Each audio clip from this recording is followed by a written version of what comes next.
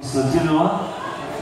Тези, които я познават, знаят, че тя обучава деца да пеят, които прославят не само Русе, мога да кажа, в цяла България и извън пределите на България.